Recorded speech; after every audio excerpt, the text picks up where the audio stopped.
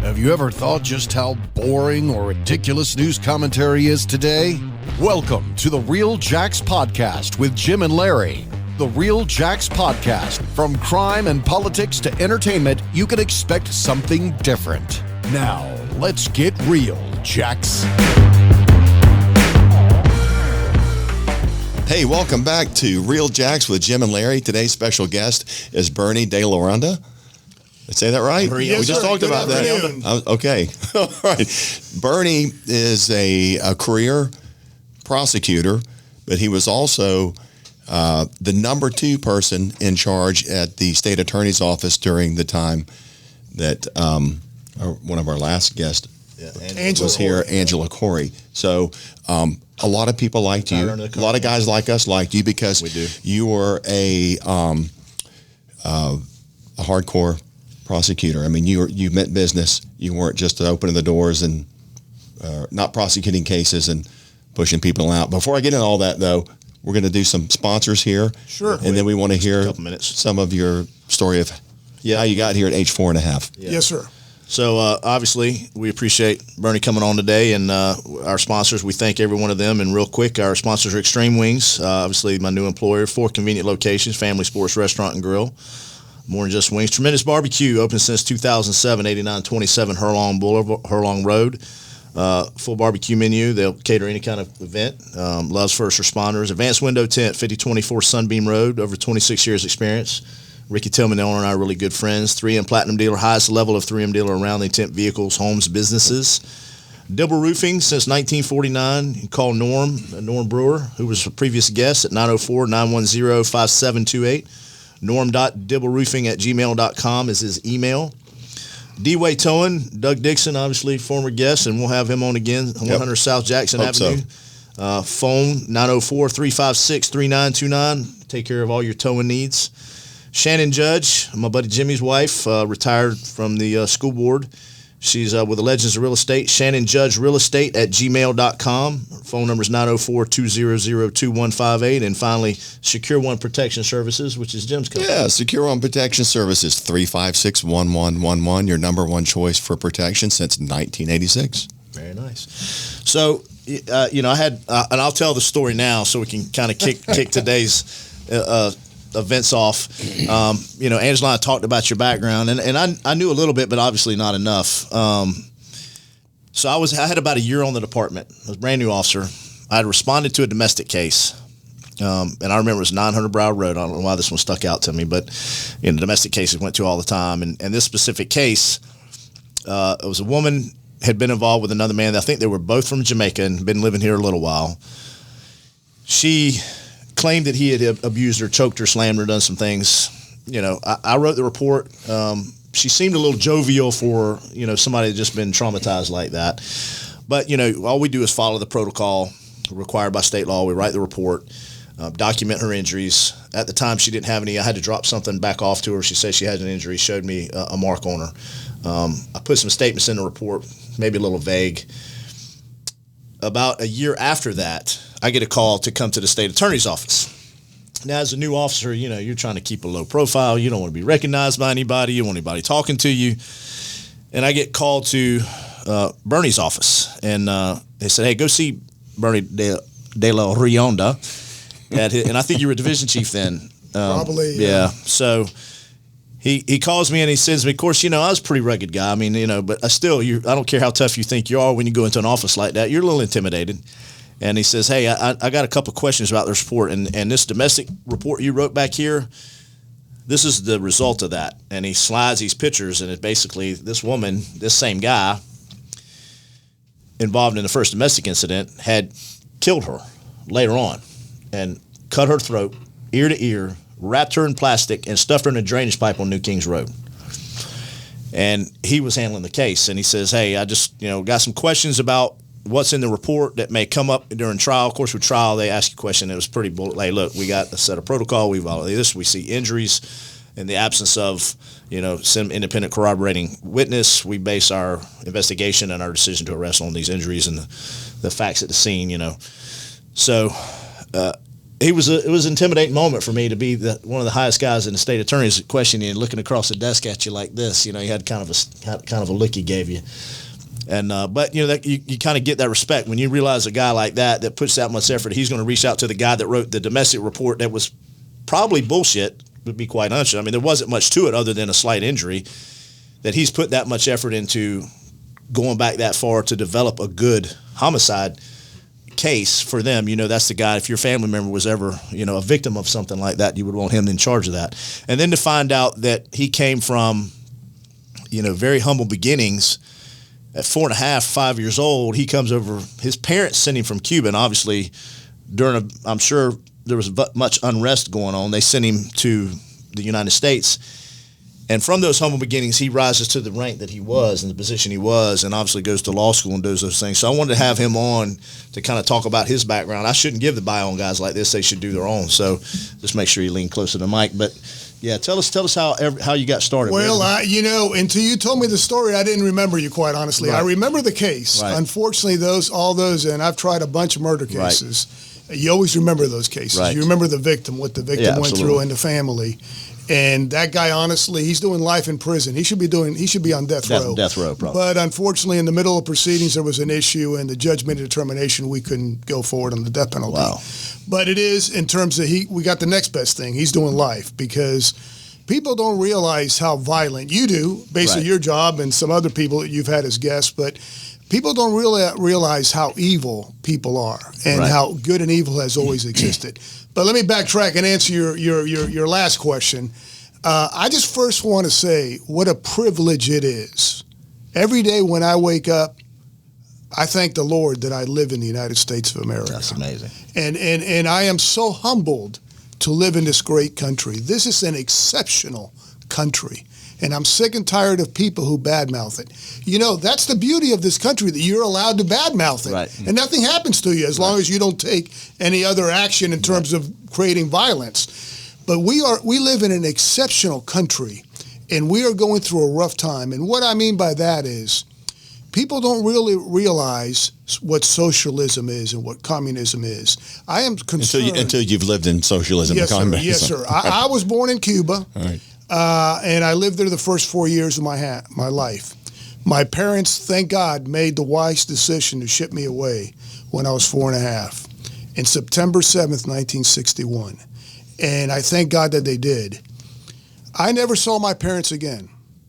For various reasons, they were not able to get out originally. My father he was an engineer and worked for a sugar mill, an American-owned company, and at one point he got arrested. You know, they came to our house. Guys in camouflage or fatigues with guns and said, "Where is he?" And they took him away. And in those days, they actually would have a trial, meaning like the next day they would take you in front of people and they say, "You're guilty," and just execute you. Well, luckily his chauffeur stood up for him and said, no, what he's alleged to have done was improper. He treated all the people in the sugar mill with respect. He didn't do anything. And so luckily he got released. After spending 2 weeks. Now, they kept his Cadillac. He was a 1958 Cadillac, but he was so ticked off. He went and found the guy, one of the sergeants or captains that had the Cadillac, and he said, "I want my car back." And the guy was so shocked that he had not been executed. He said, "This guy must be a big shot here. He must have some ties." But you give it back to him? Yes, he gave it back to him. But people don't realize what socialism is. And another quick story that I will tell you is I ended up growing up with an uncle and aunt. My uncle was a bigwig in Cuba. He actually had to sneak out of Cuba dressed as a priest. He had to go through the Honduran embassy because Castro, one of the first people who wanted to execute was my uncle. Because my uncle had been a law professor, a minister of defense under Batista, the guy that was president, and had taught Castro in law school. You know, people don't realize Fidel Castro came from a very wealthy family. It's like all these liberal elitists now that are all living real rich, and they're not concerned about anybody else other than, anyway, I stop. I don't want to get into it. No, I like it. But what happens is, and so anyway, my uncle that I grew up with taught him at one time, and Castro showed up and tried to intimidate him because my uncle didn't give him a passing grade. So he showed up with a gun and tried to intimidate him, said, you better give me a passing grade. And my uncle said, hold on. He took out his gun, and he said, and then Castro backed away because at the end of the day, Castro was a coward. He surrounded himself with other thugs, but he intimidated people. And the thing I remember most about him, other than growing up and hearing those stories, I remember when I was still in Cuba, being at my uncle's house. And prior to something happening, all of a sudden, my family, everybody was burning all these papers. And I'm going, what the heck is going on? Why are they burning all these papers? I mean, they had like a bonfire out there. Cuba's hot. You don't usually have on bonfires for the heck of it. Guys showed up with guns, and they took everybody out of the house. And before they did that, they looked, and they were looking for my uncle. Where is he? Where is he? His name was Pablo Carrero Justis. And they said, we don't know. We don't know. My family said, we don't know. They knew he had split town. And they went searching throughout the house. And they went in one of the closets, and they found his handgun. And they came out and they said, oh, look at this. Everybody's going to be locked up. And, my aunt and my mother, everybody was crying. It's not our gun. So the bottom line is they let us go. They just, broke some stuff there.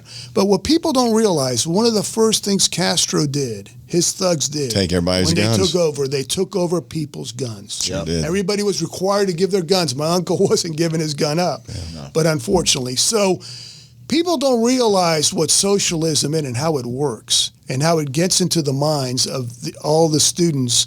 And that's what Castro was doing. That's why I think it was 14,000 parents sent their kids away without parents. They just sent them away alone in whatever manner they could. Yeah. 14,000 from 1960 to 1962 because they knew what was coming up. Castro's people would just take you. They would put you in camps, and then they'd tell you there is no God. There is, they'd do everything away. Indoctrination. Yeah. Exactly. So, and that's what they did for you was the ultimate act of love. It was the ultimate sacrifice. To send your child away knowing I'll probably never see him again, but I want him to have a better life. Yes, sir. I am blessed, and it was difficult. And I will say there was some resentment on my part growing up because at some point you couldn't understand. And, it's not like every day now everybody's got a cell phone and stuff. Means of communications were by regular landline. And before you called, I was told, you can't say anything about why they're not coming because somebody is monitoring the call. And you would hear somebody on the other side in Cuba monitoring. So anyway, they ended up dying. I was, my dad died, I think it was 18, and my mother when I was 20. In 1980, we finally got my grandmother, who lived to be 101 and a half. When she was 98, we finally got her out. Bless her. And she was able to tell me a lot more stories about what it was like in Cuba after I left. Wow. In terms of, having to wait in line for food and all kinds of stuff. I went to Cuba. Did you? 3 or 4 years ago. It's quite an experience. And, going in there, as we can go in there, flying on a jet or your own private jet with your friends and land right there in Havana, like night and day. It is, and seeing the way everybody lives. I mean, they treat us differently because we were tourists. And guests. You had the American dollar. We did, which is a totally different economy than the ones they were using. But we did get to break away some and get into the back neighborhoods and talk to some of the people and get right out of the city. Learned a lot about what it's like to live there. Yeah, very interesting. Have you been back? I refuse to go back. I will not go back into Castro and all his thugs. He's dead, thank God. It's sad because it's a beautiful country. Yeah, it is. Yeah. One day, it's ripe right now. Close. What people don't realize, I wish our current president would do something about that. And what I mean is, I'm not expecting the United States to invade, not like Teddy Roosevelt and the Rough Riders when they invaded when in terms of Spain. But at a minimum, they should put something up there to get the internet back on. Right. Because if that happens, the people there are so tired. And it's not this COVID stuff. It is actually they are tired of living in a socialist country where they're told what to do and what not to do. People don't realize how good we have it in this country. No, they're there. Everybody and everything they own is property of the state. Yes, sir. And then here it's not like that. But yeah, we're we got a very spoiled generation, a very, very detached group of individuals in this country that have no concept of freedom. You're absolutely right. My family, and part of the reason my parents didn't go is because a lot of the other relatives that left said, "Oh, you need to take care of our property." So they were beholden. They were trying to keep everything safe, and unfortunately, they didn't outlive Castro. And Bernie, what I didn't see over there was any middle class. There's no middle class. It was the elite, super wealthy, who are connected to probably the people in power. And everybody else were poor people living off the state or trying to scrape a buck, however they could. Oh yeah, they're not allowed. Enterprise does not exist. The ability to go and set up your own business does not exist. The government has to approve everything, and then those that do have some kind of business, if you call it a business, everything is monitored by the Communist Party, and they get a cut. And they get a cut, right? It's like a mob rule. Oh yeah, they're thugs. It's like the mafia. Yes, sir. They are thugs, and there's no way about it. I mean, that is the bottom line. So I think it's important for people to realize how good we have it here. And so when people say, "Oh, this is bad," and they go, "We want to go," I said, "Go move to Cuba. I'll pay for your trip to Cuba. Yeah. I'll pay for your trip to Venezuela. Go live in one of those countries for a year, and then tell me how bad." Change your tune. Exactly. People are so naive, and because we have it so nice. And what I worry about is our kids. I'm old enough now. This isn't going to happen. If something, God forbid, happens to this country, it's not going to happen in my lifetime. It will probably not happen to my kids, but I'm worried about my grandkids. Because we have to make sure that this does not happen. Meaning the people who I think are the majority of the people who don't speak out. And so that's why it's good you have programs that allow, because unfortunately a lot of the media is liberal. They don't want anything to come out that is now they're trying to control it. Yeah, control everything. Yes, it's trending really hard in that direction. So the kids, our kids, who knows what it's going to be like if something doesn't change drastically real soon. We won't even, if we lived long enough, we wouldn't even recognize this place. And it'll be basically a socialist regime again. I still believe that this country, and part of growing up, what I did is I devoured U.S. history. I mean, I read everything I could about George Washington. Remarkable individual. I mean, my God, he could have been a king if he wanted to. He said, "No, I'm doing my term and I'm leaving." People don't realize how exceptional this country is, how our Constitution is so important. So throughout my career as a prosecutor, when I had a chance, I would go to talk to the high school students, and I'd tell them, and they'd say, "Oh," and I'd say, "I grew up without parents. That doesn't give me the right to go and commit violent crimes." That's another sore topic that's dear to my heart, is about criminals. They think that because they grew up poor, I grew up dirt poor. I mean, I grew up in projects. Well, that's their excuse. We didn't have anything. I mean, thank God that my uncle who came, who was a minister, who had guards with him, who were filthy rich, he had to go work out and go just fend for anything. They had to work at, my cousins had to work at a laundromat and stuff for 25 cents an hour. They were happy to have a job that they got paid. So when you got here, you lived with your grandparents, right? I lived with my uncle and aunt. My uncle that ended up being a law professor, was a law professor. So I learned a lot about the law, and I learned about this country because he was in love with this country. He wanted to go back to Cuba, but he loved America. Right. America was the ultimate. You lived in Miami then? Yes, sir. I grew up in Miami. I grew up in a bad neighborhood. We finally were able to afford to, and I grew up in a project where I remember there were shootings and all kinds. So when I have cases and people talk about how horrific this guy has, and he just happened to beat somebody to death with a hammer 19 times or whatever, I say, I grew up poor. I had a horrific childhood, but it doesn't give me the right to go and kill anybody. Right. But yes, so I grew up in Miami, and then I ended up going. I worked all my way through high school, all my way through college. Where'd you go to college? I went to college, Miami-Dade South, and then I went to University of Miami. And I could only afford to go to those two schools because the company I was working for, Dow Chemical Company, they're a big multinational company. They paid my way through school. Outstanding. And so then I ended up going to Florida State. Go Noles. I'm sorry if there's any Gators here. And I went to law school at Tallahassee, where I met my wife. She was a native Tallahassean, and somehow I got lucky. And man, we got married. I started at State Attorney's Office in 1983. We got married in after I had gotten a job in April and June, we had twins, one car, and we were happy that I had a job. At that time, I think the interest rates in houses was like 13 something. So we were lucky. I remember having to sit outside a mortgage company downtown and waiting in line, everybody, just to be able to get 13 that was lower than whatever the rate was at the time. That's incredible. So I am living the American dream.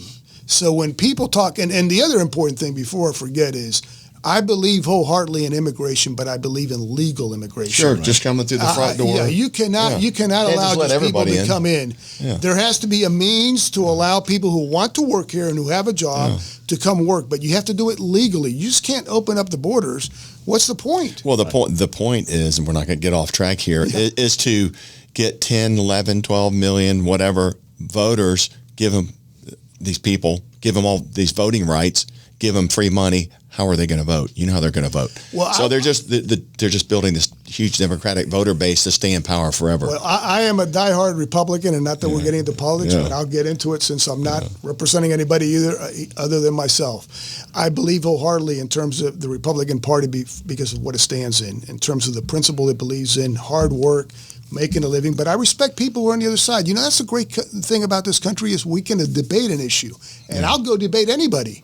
About anything. Yeah. But in terms of immigration, I think people will be surprised, some of those people coming in, because they want a job. They just want to work. Mm-hmm. And so they're not going to come here. Some of them, but I'm saying a lot of them will come work. It's like a lot of the Cubans that came. Most of those are Republicans down in Miami. That's how Trump got Florida. That's what DeSantis got. Because they believe in hard work. They believe in a God. They're used to working. And they come over here like, God, y'all are going to just give me free this and free that and whatever. So we're doing a disservice in allowing them and just giving them, let them work and let it be legal. Because I think you can set up a system where you allow people to legally, because unfortunately we have people in this country who don't want to work, and we're giving them money just to stay home. But that's a separate topic. So it's all-inclusive topic. Yeah, all-inclusive, exactly. We could probably do about 5 shows with you because I know we could hit on 5 different things. But yes, sir. So you're from Miami. Miami had the highest murder rate in Florida for a long time. I think Jacksonville has surpassed it. 15 years ago. Right. What do you think about the crime rate in Jacksonville? I think, unfortunately, it's higher than you wish. I think, I believe that the crime rate is a result of, unfortunately, various factors. One of the most prevalent factors is the fact that people are growing up where there's no father figure. Right. And I think the breakdown of the family, we have encouraged that. We, meaning some people in the government, have kind of encouraged that by giving people handouts. Yeah. And so we should encourage people to, get married before you have kids. Mm-hmm. There are people going to be single and they're going to do a great job in raising kids, but we, unfortunately, most of the violence that I saw and that still occurs personally. These young teens coming out of these poor neighborhoods. Yeah. Because most people don't become a criminal at 40 years old. They start getting into the system at an early age because they have no direction. So this has been a discussion for not just a couple of years, but for many, many years. And the only other place to kind of capture them, hopefully, is in the schools, through school programs or churches or something like that, because they are coming from broken homes and mama can't control them and they're just running the streets with their buddies. And what is the coolest thing to do on the streets? Commit crime. So yes, sir. So there just got to be. What's the solution? It's been a. I believe tough chasing love, that tail for years. I believe tough love is part of the solution, is because I unfortunately have dealt with too many victims and victims' families. I specialized in murder cases, death penalty cases. And people don't realize that most of the victims are minorities in terms of the murder cases. Most of the people that I put on death row, the victim was a black person. Right. And most of the murders in terms of when they're killed on death row, in my cases, were not by a firearm, believe it or not. It's with a hammer or another weapon that the victim was beaten to death or strangled to death. So when people talk about the Second Amendment, I wholeheartedly believe in it. That's our First Amendment, Second Amendment. We have such a great Constitution. Anyway, I'll let you answer questions. I don't mean to get into a dive. No. I mean, the stuff you're talking about, we could. It's something you got back to. Yeah. Something you said, which I don't think, a lot of, I don't know if it's liberal mindset or people that don't have any faith in their lives, but I hear and I've read that that there's not evil in the world, that it's mental illness or everything. But I disagree wholeheartedly, and you said that you've seen examples of good and evil. I have sat across the table as close as this gentleman here.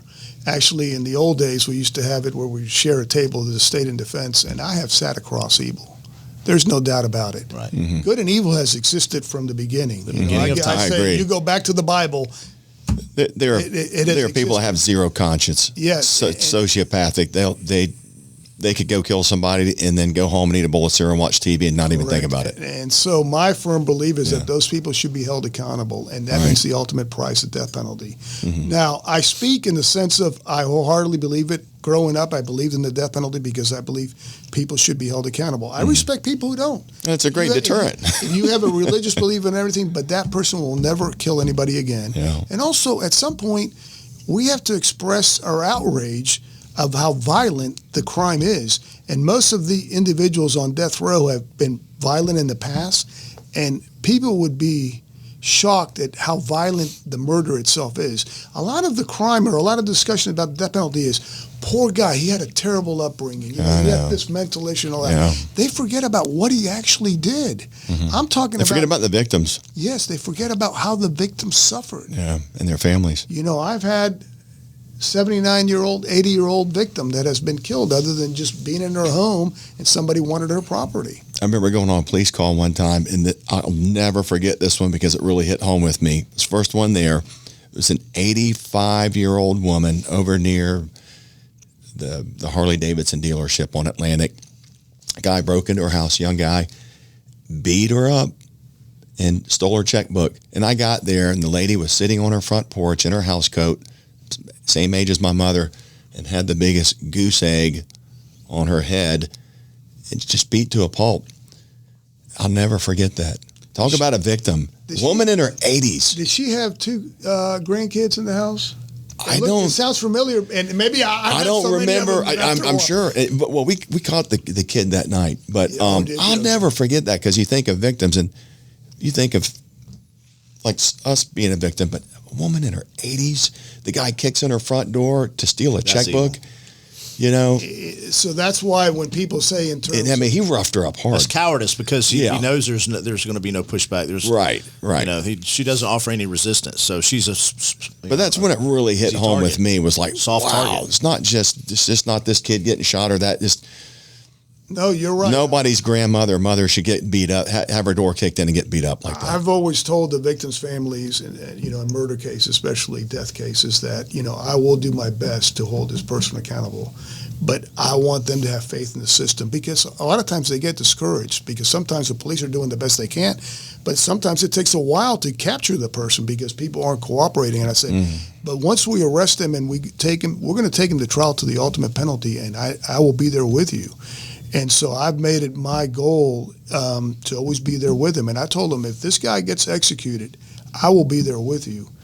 And I've had the opportunity to watch 2 executions. And finally, it's taken forever to execute people, but finally they're getting executed.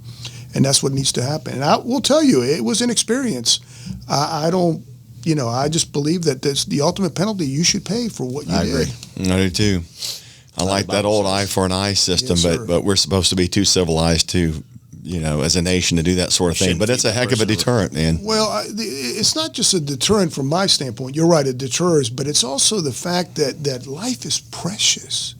Every life is precious. And when you think of how horrific the murder takes place in terms of how it occurred, when people hear the details, so I've argued for the death penalty against people who are not in a public setting, and I don't get into. I just start giving details about what this person did, and the people are like, I go, what should happen to this person?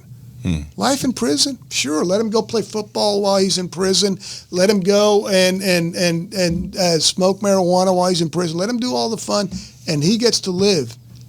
We forget about that victim. We had a guy in here a few shows back that I've known since high school that kind of told us how easy it was being in prison. He went several times for a lot of kind of like white collar crimes, I guess. But he said you could watch TV and you could do this and you get any kind of drug you wanted in prison. He goes, and it really wasn't that bad. I was like, look, don't make it sound like it's not that bad being in prison, because for somebody like us to be locked up, it would be pure hell. But it's really not bad. If you're a career criminal, prison's kind of a nice place to be. You're getting fed every day. You're getting drugs, and you don't have to work. So it needs to be harsher. Right. more harsh. Unfortunately, I believe in the old days. I don't know why we don't have them out there cutting the lawns out there doing some stuff. But that's another thing. I'm not going to get. That's not my. That's another show right now. We got about 18 shows we can do with Bernie right now. No, that's somebody else's topic because I realize we have to treat people humanely. One of the death penalty cases that I did in terms of the guy getting executed, we argued for weeks about the issue about whether the manner in which he died would be humane or not. Mm-hmm. And, they were talking about the process of the injection. I'm not talking about old Sparky. Yeah. I'm talking about, and finally the judge agreed with it and said, no, this is going to be, and so he I think executed. old Sparky was a hell of a deterrent. Well, it was. I mean, I'm serious to think about getting electrocuted versus I'm going to go in there and go to sleep. Think about it.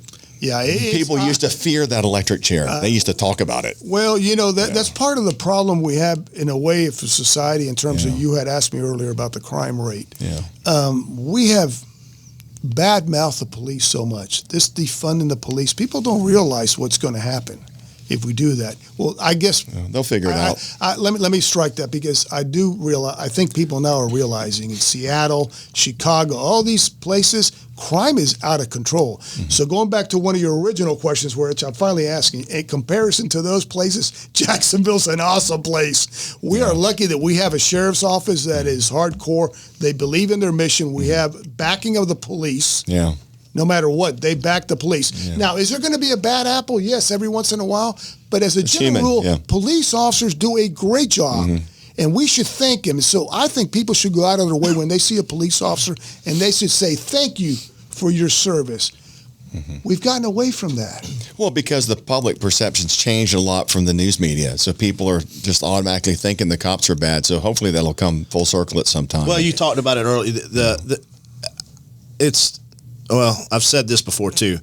A lot of it is generational, societal issues. When people complain about the police, or they don't like the police because they don't like authority. It's not the police; it's the target of authority. True. It's a generation that doesn't like authority, and the police are just a good, open target for that rebellion against authority. That we should have some authority. You got to have authority in life. That's part of the process. But when I argue or talk to people about this, because I do have some liberal friends, a few, but when I talk to them, I say, okay, so tell me, where do you live? Oh, gated community. Yeah, it's safe, right? Oh, so you don't have to worry about, because the people it really impacts is the poor people. Mm-hmm. Right. You take a vote. You go into certain parts of Jacksonville that are crime-ridden. They want police. Mm-hmm. They want it overwhelmingly. I mean, I'm not just. You can ask anybody who's out there. They want more police officers. They complain there's not a lot of police officers because.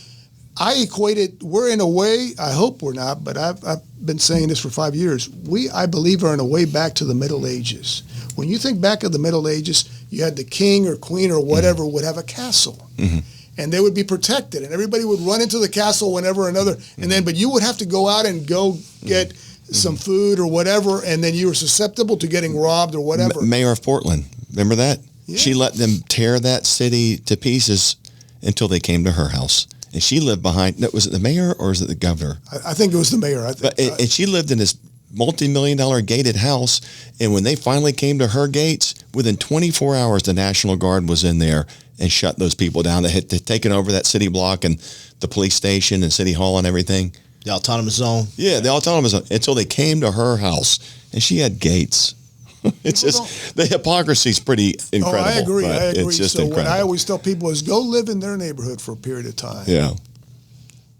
Yeah, tell them I'll go rent a house with them. We'll move in there. I'm okay with it. I grew up around that kind of stuff. I'm good with it. Well, I've always said just go ride in a police car for not one day, but go ride for a week. Go out every night for a week and go ride with somebody you know that's a police officer. You'll come back with a whole different attitude. Did. She used to have new attorneys go ride with the police. That was impressive.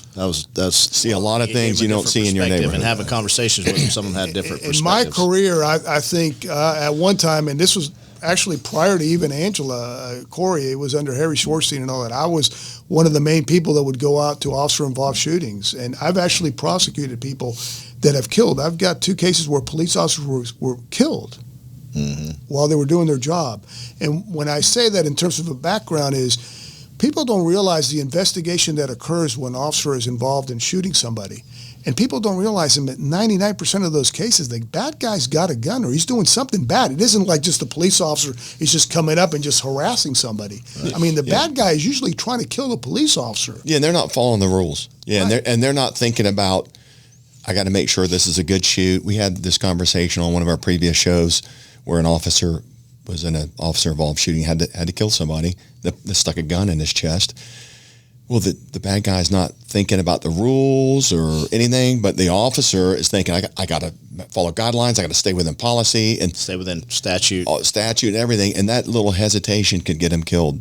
So these people out there that are speaking out about anti-police and all, they got all these movements and all that, more power They have no to them. concept. You have a right to protest all you want, but do it by peaceful protest. The minute you start breaking stuff, you should be arrested, in my humble opinion. Mm-hmm. You should get a permit to protest. Well, our good governor just passed a law about Thank that. God. Yeah. To deal with it, because he knows what's coming, unfortunately. But most of these people that do that, they don't really realize, they don't know the facts. You know, they're armchair quarterbacking. They're fed a narrative, and all of a sudden they see, oh, look what. Well, you don't know what happened. What was the guy doing? What was his record? What was he doing at the time? Mm-hmm.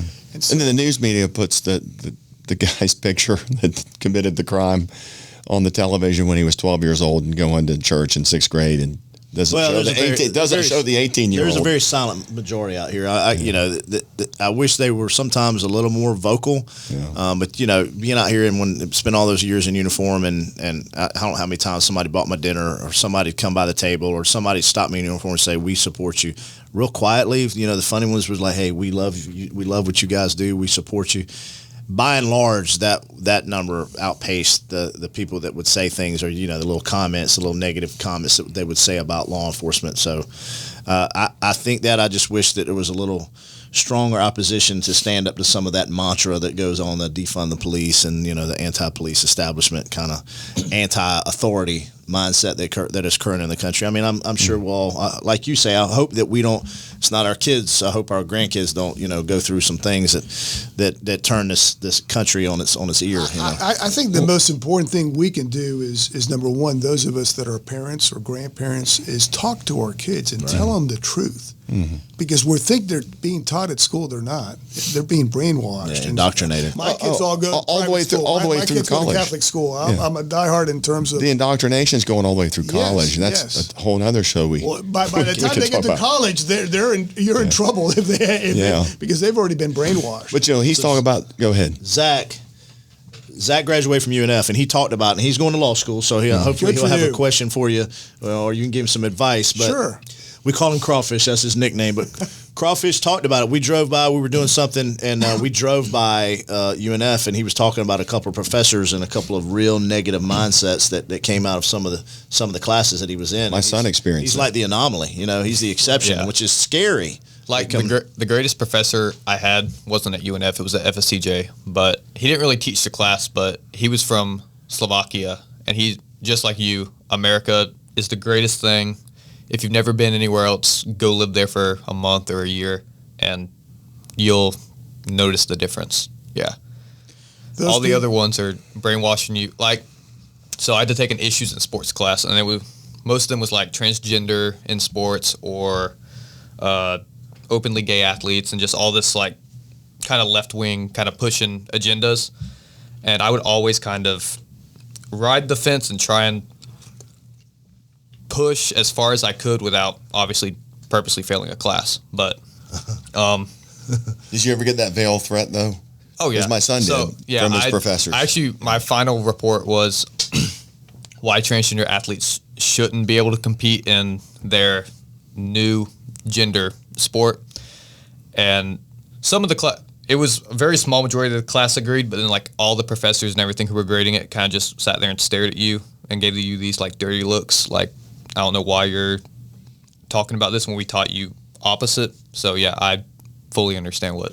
We have a great country and we have a constitution. So whenever I talk to people, I go, "Tell me where that is in the Constitution." Exactly. I must have missed it. Yeah. Tell me exactly which one is it? And so I used to, when I go to places, I would whip out my Constitution. I have a little handbook that I got. Awesome. From the George Everybody Washington. should be issued everybody one. should have it. And I said, "Tell me where. I'll look it up. Tell me what amendment is that?" And they can't.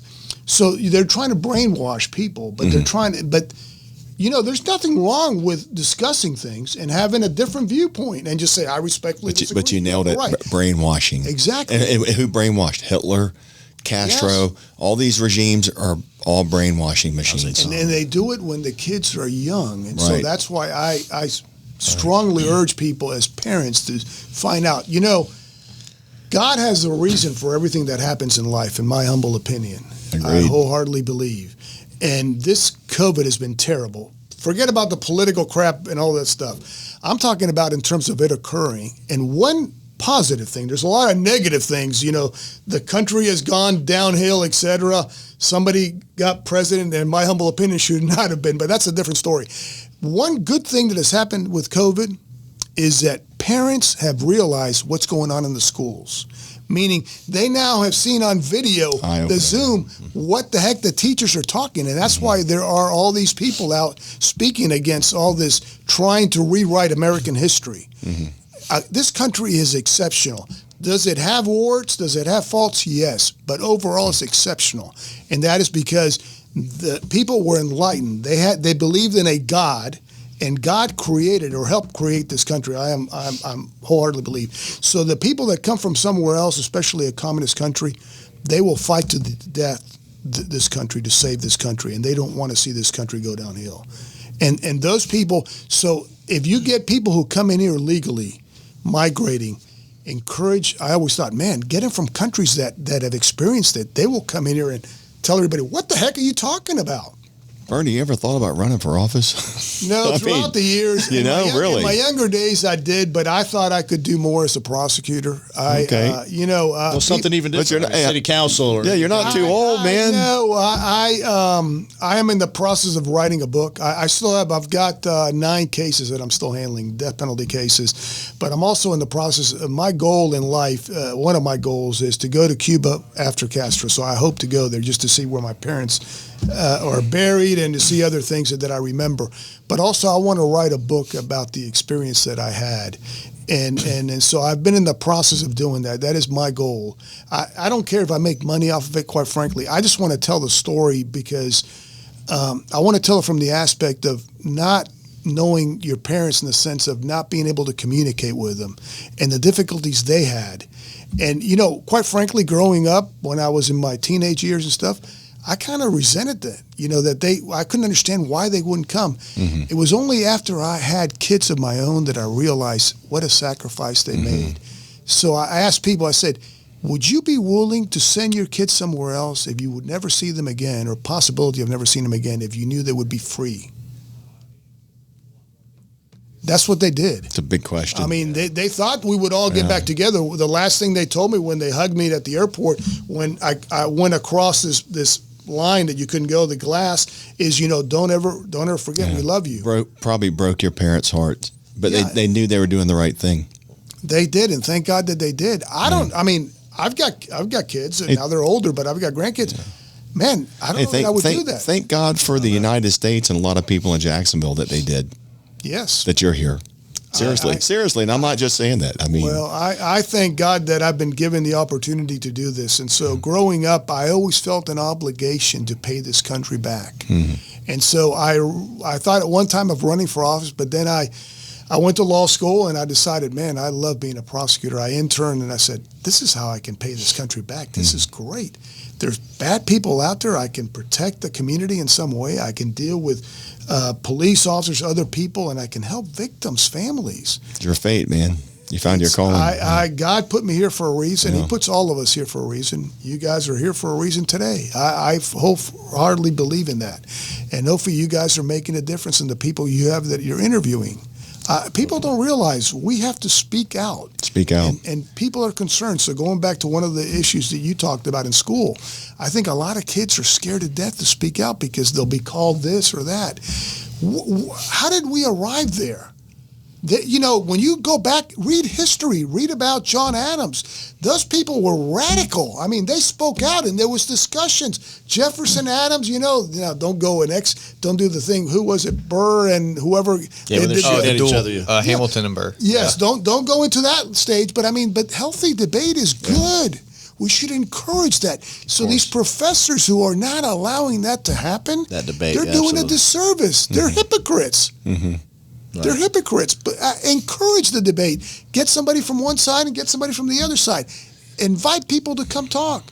One of the things the judges here in Jacksonville did, and along with attorneys, civil and criminal and defense attorneys too, encourage attorneys to go and judges to go speak to the high schools. And so we went to speak. I went to Atlantic Coast and I spoke, and man, these people were going, I said, let me tell you a little bit. And then I tell them a few war stories, but I tell them, let me tell you background. They would be like in shock. I go, do you know your Constitution? What does the First Amendment really mean? How about the Second Amendment? What do you think of somebody, why do you think some countries or some places want to take your guns away? Why is that? Yeah, the problem is this generation coming up, they're not even interested in that. That's so far from their mind. They want to recreate. They want to be on their phones. They want to chill. They don't want to work too hard. Yeah. And so it's a generational thing. I told you we're gonna have Jacob on because he's in that generation and he's just amazed. He goes, Dad, I can't tell you how soft that some of them are and how there's no work ethic. He's in an apprenticeship. He started as a correction officer, went through the police academy, started doing some AC work on the side. Well, he's doing it's like a 4-year college program, so he can be a journeyman and a master's license. But he goes in addicts, and he's a tough kid anyway. He grew up hard. I didn't let him be soft. I didn't let him be soft. So and Ray knows him. He's kind of a tough. Got a mouth a little. I don't know where he got that from. Probably his mama, not his dad. But anyway, he's like, I come out of an attic, we're going in, we're installing a new unit or whatever, and I got these kids sitting on a cooler, and he's like 22 or 21 years old, 19 years old, and I'm older than him. He just turned 27, so he's like, what is wrong with you? He goes, it's just so hot. I'm just tired, and I just need a break. And he goes, man, I've been here all day. He goes, and they're supposed to be helping me because they're hired as helpers, but he's having to do the majority of the work because they're just a character is everything, and hardship builds character. It does. There's no doubt about it, and I think it's good for the soul. It's good it helps to mold us and it makes us better people. And we as parents, most of us, I believe, struggle through life. And so what's the first thing we do? We want our kids to be spoiled because we want to give them what we didn't have. I agree. I probably spoiled my son way too much because I wanted him to have a better life and take it easy on him. And I look back now. I mean, I almost ruined him. Thank God I didn't. But he's figured it out now. He's pushing 30. Well, listen, one of the first things I did with my kids when they were because they went to Catholic school, I said, but and so one of the first jobs I got them, you'll love this. I got them a job. I had 3 daughters. The 2 older ones are twins. I got them jobs first at the clerk's office, working downtown, and then one of my daughters goes, Dad, we were working there, but there was these people in orange and they were just kind of staring. I said, those are inmates and those are people that you have to deal with. But my point is they worked all through high school. I said, you will go, but you will work in the summers and you will work. We have to instill that. That's what makes this country great. I agree. But we are spoiling our kids, unfortunately. Yeah. And Google is awesome, but so when I deal with younger attorneys in terms of in the office was when I was in charge, they would come, I said, go figure it out yourself. Go look and be resourceful. The answer is not as important as finding out how to get the answer. Process. Be resourceful. Learn to be resourceful. I tell kids that all the time. Because my sons would ask me something like, you don't need to ask me this. Look this up. You can find this somewhere. And the other thing we forget, I think, is, and this is from a prosecutor, somebody who has been able to have a better life than a lot of people, is every job is important. Absolutely. The guy mowing the yard out there that mows somebody's yard, that job is important. Yeah. And so when you work at a job, you should do your very best. Yeah. Put some pride in it and show that, and then show them respect regardless of what they're doing. Exactly. Told the story in the last episode. He did. My dad, 16 years old. My dad in a warehouse. I worked for my dad. He wore a suit just like that with a tie every day. Yeah. Told me to clean the bathroom. I said, Dad, I ain't cleaning that bathroom. It's disgusting. I mean, it was a warehouse bathroom. All kind of people used it. And he said, you're going to clean that bathroom. And then it got to the point he lowered his glasses. And I knew when he looked over the top of his glasses, I'm about to get my ass kicked. So he says, let me show you how it's done. Takes his coat off, throws his tie over his shoulder, and cleans that bathroom in front of me. He says, I'm not too good to clean that bathroom. You're not too good. And don't you ever look down on anybody that does. Old school work ethic. Right. It taught me a lesson on leadership, which we talked about, in the previous episode. So, listen, one of the reasons I went to law school, besides hopefully bettering myself, is I worked at factory jobs. Yeah. I mean, and it was tough. And I said, man, no, not Dow Chemical was actually. Everybody should have to bust their ass. I worked at a factory job before that, Ware Aluminum Company. And my job was with this metal we had. I mean, you had people with hearing and stuff had to put plugs in your Protection. ears. It was tough. Yeah. But you know what? I lasted. Everybody should have to bust their ass so they can respect the people that do. Yes. And they should try to better themselves so they don't have to do that for the rest of their life. I agree. That's You what know. makes this country great. Everybody working hard to make it better, Yeah. to improve themselves. We appreciate you being on The today. time already.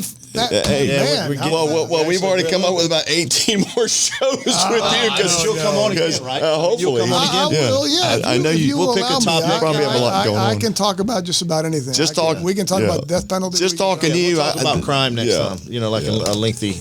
And Yeah, obviously, I we'll stay. can't- We'll stay out of. We'll stay out of Because where I've you're worked under employed. I've worked under 4 state attorneys, and you know, it ebbs and flows. At least our murder rate right now is down. Yeah. I don't believe in a lot of these programs and stuff. I realize that you need to have some of them, but at the end of the day, you got to lock some people up. There you And go. we have got Yeah. some great judges here Yeah. in terms of. Luckily, we're very conservative. This is still I agree. a conservative town overall. Yeah. And what people don't realize, have we stopped? Are we? Oh, we're still. No, we're still going. Oh, well, I know. Okay.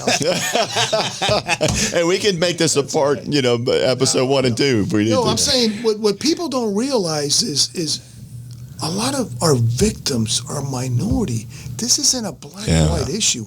The- And where's the outrage? Yes, but there is a lot, but they're quiet. Yeah. I'm telling you, and I don't know that you can speak in terms of you guys being police officers being out there, but I'm telling you, I deal with those. Now, I don't deal with them on a regular basis, but I used to go out there, and you would be surprised how they live in the sense of the older ones, they bunker down. They only go out at certain times of the day, and after like 7 o'clock at night, they're in their homes. Locked they're up. prisoners, and they've got bars. I remember. And they got bars on their doors. And oh, yeah. These are the older We people. forget, but those people are adamant about the police being there. Mm-hmm. These radicals that speak for the community, they don't really, I think, genuinely represent the majority of people there. The majority of people are law-abiding. They want police protection. Well, we were talking about this earlier. The reason he was talking about how people would come up and say, appreciate the job you're doing and all that stuff. But it's the silent majority. The reason the people that are anti-police sound so vocal is because the media is behind them. There's no doubt. They're making them sound It's kinda why we started like this. it's the majority, but it's not. Well, it's not the majority. No, I Yeah. agree. And part of my fear is That's why and I we will- do this. And Yeah. and I will tell you that, and you guys are I'm sure talking about people who are currently police officers out there. When I was growing up, I was scared of a God. That if I did something, Some form- I would be hit with a lightning some bolt. form of authority. Or that somebody, I would Yeah. go home and my uncle, whatever, would beat me. I mean, not beat me in the sense of, but I would get in trouble, be Yeah. punished. And also that if I did something illegal, that somebody, the police officer, would grab me and We knew an haul me to ass jail. whipping was coming. If you Yeah. you mess with the police, you broke the law. An ass whipping was coming Yes, with it. but the problem is, and I'm not advocating police officers because the police officers do not go and just do something, but your parents would give you an ass Right. whipping. I got taken home a few times because they knew my parents would deal with me. Yeah. As a small kid, they're like, "We're gonna let your mom handle it." You're like, "No, don't take me back to mom." But- I had a but- couple. I'll of get my the dad bell. that would say, "I'm gonna call you down." I'm like, just give me a ticket or give me Right. a smack in the mouth or That's something. right. Don't call my dad. That's right. But Call there, my dad. there needs to be consequences at a young age because what happens is you Yeah. get that belief that nothing is going to happen to you, and it Well, you bullshit. just nailed it. Consequences. There's no connection. There's no connection for consequences. People just aren't having consequences. We'll talk about that Yeah. next. We'll talk about crime and consequences next time. Yeah. Sure. We appreciate you coming on. It was a pleasure. Candor. If I Yes, can sir. talk about subjects that are dear to my heart, Yeah, and we're I gonna do appreciate that. you giving me the opportunity to. We'll do some more of that if you'll come on. We'd love to have you. I'd love to. Please. Yeah, please. Hey, what's the status on the book? How far out is that? I've actually written it, but it's wait. 180 something pages. But it was more historical. It was more like a chronological type. So I'm making it more human interest. I will do this. I brought the first 2 pages, and tell me. You read, and you don't have to do it on while we're watching. Tell me what you think of the first 2 pages here. All right. So And will this that's will be just the the name title. of the book when you finish it? I don't know. I'm still playing around with So it, I can't say that but it's yet. being edited. So it's something going to be the ultimate sacrifice, something to that effect. Well, we'll get you back on when you get that finished. I will. Production. I will. This will be. I'm sure it'll be on Amazon wherever. We'll make sure we get it. My goal is, because in Miami, especially, with a lot of the Cuban Americans there that are dark. But just read the first page. Yeah. Just when you get it. Just, I want to. When we're signing off, we need to go ahead and sign off. But I want an autograph copy when they come out. So, I will hey, career prosecutor today, Bernie de la Rionda. Rionda. Did I get that right? Rionda. You got it close. So glad to have him on today. That's today's show with Real Jacks with Jim and Larry. Thanks for listening. Thanks for watching. And we will see you next time. Appreciate it. Thank you.